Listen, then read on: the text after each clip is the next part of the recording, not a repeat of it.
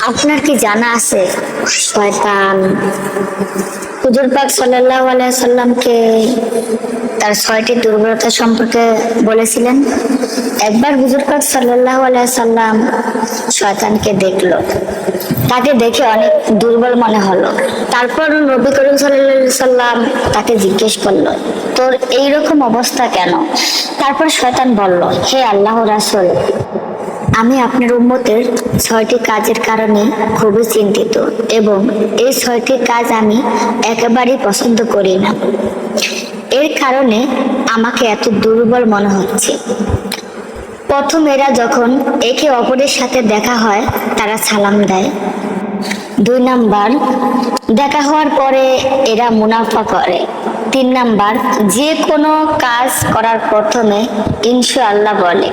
4 number, এদের কখনো গুনাহ হয়ে গেলে সাথে সাথে তওবা করে। 5 নাম্বার, এরা আপনার নাম শোনার সাথে সাথে দুরূদ পড়া শুরু করে দেয়। 6 নাম্বার, যে কোনো কাজ শুরু করার আগে বিসমিল্লাহ পড়ে। এখন আপনি এই 6টি কারণ জেনে গেলে এবং অন্যজনকে জানার সুযোগ করে।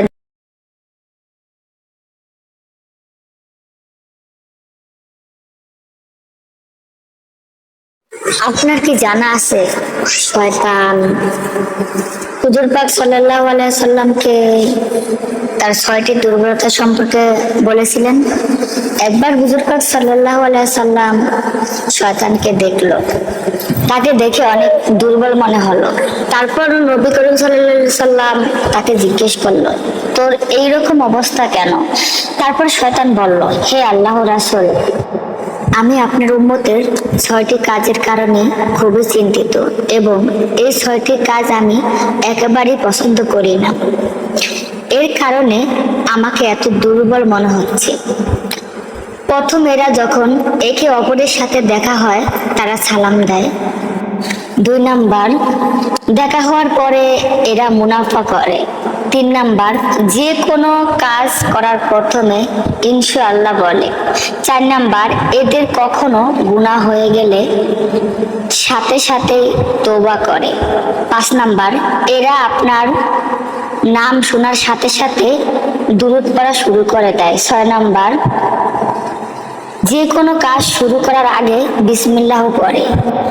এখন আপনি এই 6টি কারণ জেনে গেলে এবং অন্যজনকে জানার সুযোগ করে